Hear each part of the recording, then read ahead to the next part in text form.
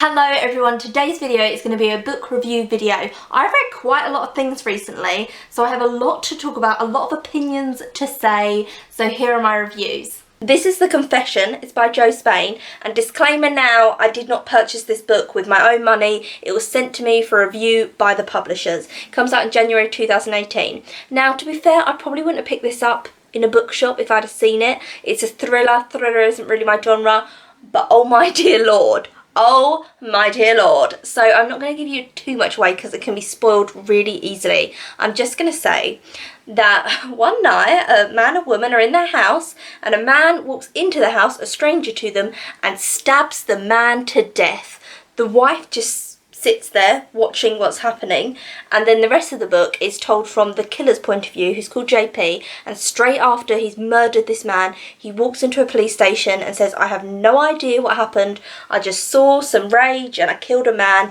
You don't really believe that it's like that. You're like, what's the motive, there's going to be one. So it's told from JP's point of view, and he's telling you about his childhood and what led him up to this point, and you find out his motive. It's told from Julia, which is the man who's just been murdered, his wife, and she's talking about the relationship she had with her husband. What was their marriage like? Did their husband have any, reason to be murdered? And she's trying to work out, what has he done wrong in his life? Now, there are things that he has done wrong, so she goes into those different... She leads you down so many paths, so she's like, it could be this, it could be that. It's like, how many sins has this bloody man done in his life? Jesus! And then a woman called Alice, who is a detective. So she's going through all the different motives of everyone. So she's looking into his personal life, public life. It's set in Ireland, and he did something with the banks, but it was all fraudulent. He lost loads of money for people, so she's looking into that and saying, is it that, or is it something he did in his personal life that we have to really dig into the people that know him and see what's going on there.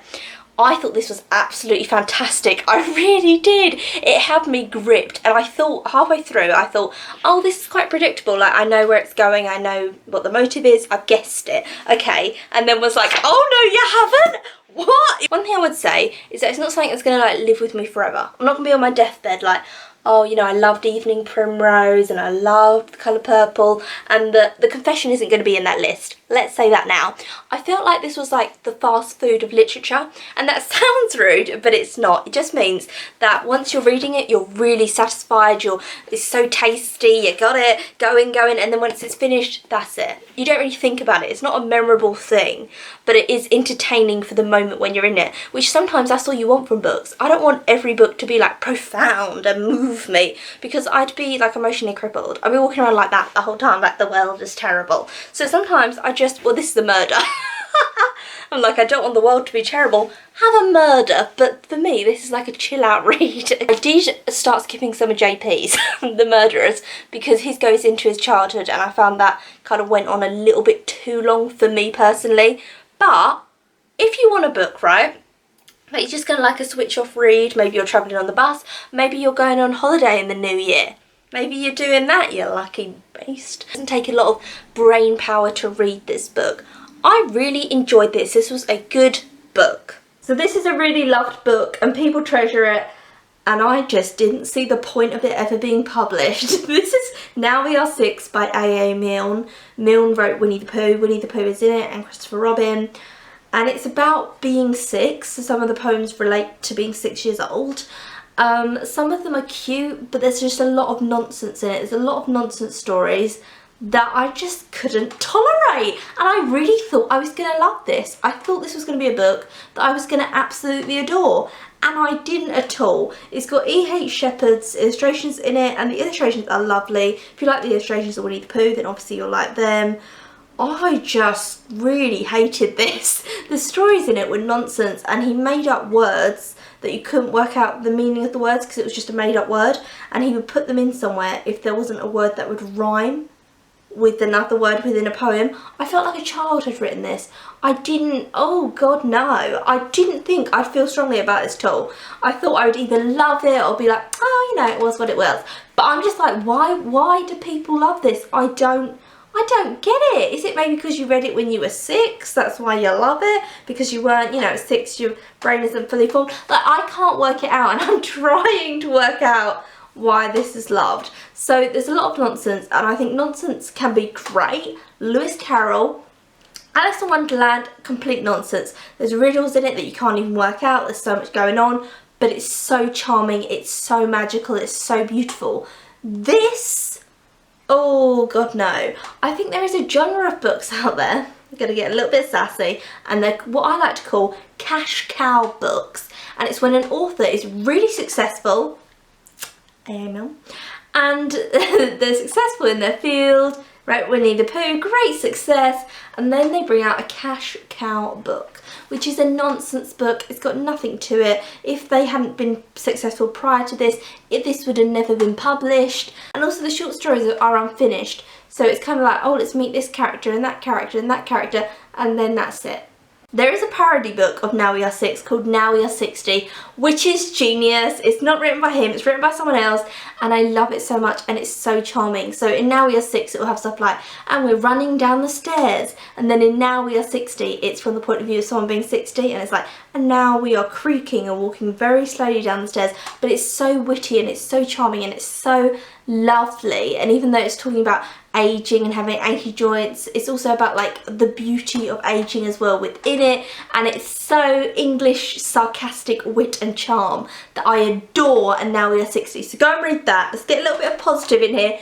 Now You're 60, go and read it, it's fantastic, but don't go near that, don't buy it for 60. Oh god.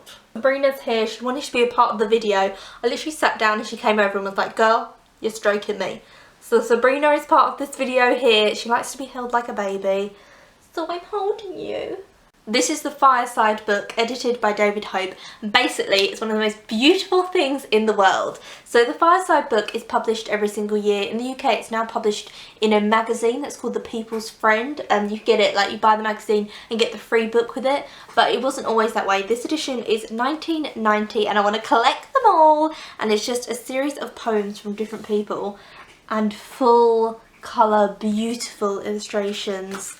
I just think this is such a stunning, beautiful book. The things that it's about is all different stuff. So this one is just about being at a barber shop.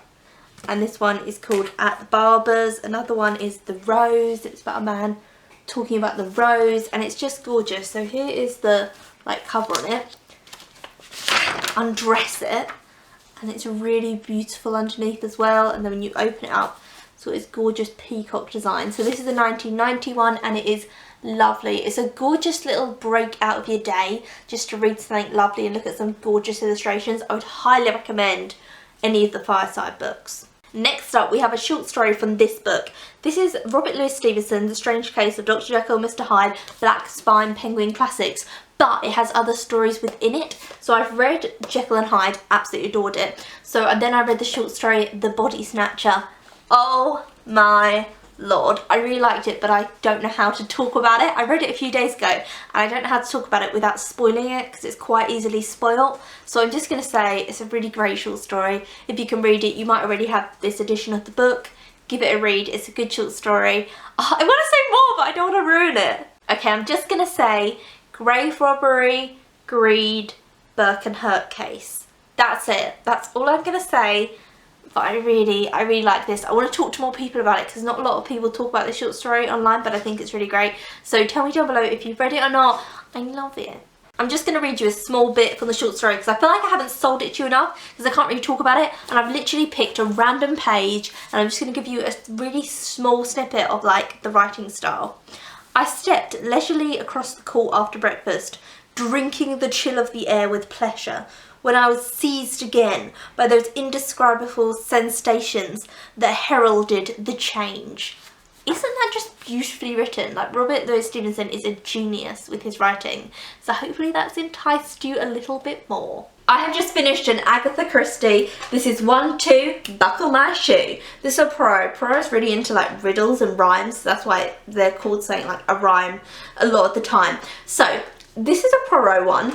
I did really enjoy this, let me say that first, but I felt it took a long time to get into it. So I don't want to say a lot about it because I don't want to spoil the mystery. Basically, it's people, the beginning of it is people travelling to a dentist, talking about this dentist, and lo and behold, who ends up dead? The bloody dentist. Poirot's at the dentist and he decides to take on the case and to find out who killed him. It is genius. You think it's going quite a simple way for quite a long time. So I kind of wasn't that interested because I thought, oh, I kind of guessed who's done it, like, okay. And then it just went like, wow, like that. And I was like, oh. I thought this was fantastic. I absolutely loved it. It reads like I play this one because there's so much dialogue. So normally she has like really descriptive writing and it wasn't a lot. So it was quite a quick read like that. It's not my best Poirot, I'll be honest with you. It's not my best Agatha Christie or anything like that. But I still think it's genius. Even though I don't think it's as good as some of her other stuff I've read, it's still fantastic. It's still better than the majority of murder mysteries I've read like on a whole. It's still really good. It really goes mental though. I will say the murder isn't what you think it would be at all, and it's the most far-fetched kind of murder I think she's ever done, but I do find it very interesting, the whole thing about it, how people can get caught up in murder. I think it's fantastic. Poirot was on form. I just love his character. It's very charismatic and it's very kind of a weirdo. That's what he is. He's a weirdo character and I love that about him. Go and read this. I thought this was really good. If you know, Halloween Party is better. That's all I'm saying. I have just finished The Worst Witch All at Sea and oh my god, I have such a rant about this book that I need to talk to you about. So The Worst Witch is a gorgeous little book series and it's about a girl called Mildred who is the worst witch in a witch academy, and it's lovely and it's predominantly aimed at young girls and they go on these adventures and Mildred's so hopeless but lovely and she has a gorgeous friend called Maud and they're so nice together, and that's the premise of the book series. So The Worst Witch, the first book, absolutely adored. The second book wasn't keen on because Maud wasn't in it. I didn't think it had the charm. So this is the third book in the series. It's by Jill Murphy. Jill, have I got a rant for you? So this started off beautiful.